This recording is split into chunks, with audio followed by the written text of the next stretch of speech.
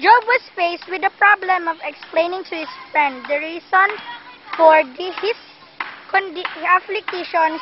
Job's wife and friends could not see the big picture. They did not know the real reason for Job's calamities. The mental anguish discourse Job brought greater suffering to him than the loss of his possessions, the death of his children, or the pain of his boil-covered body.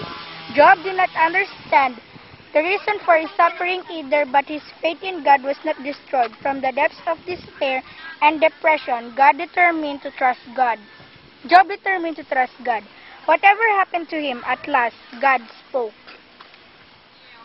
Where were you, Job, when I laid the earth's foundation who mark off its dimensions? Do you know the laws of the heavens? Everything under heaven belongs to me and operates by my power.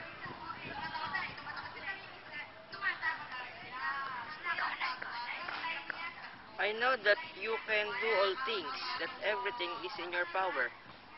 Surely I spoke of things I did not understand.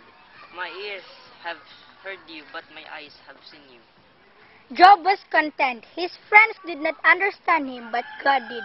His friends did not comfort him, but God did. You have not spoken of me what is right. My servant Job will pray for you.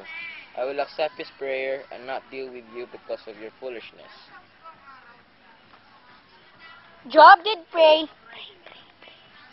for his friends. In time, God made Job prosperous. Once again, he was healthy. Once again, he had his children. By his patient endurance, Job had proven to the unseen cosmic audience that God was just and Satan had lied. Everyone in the universe saw that people could love God for who he is, not what he gives.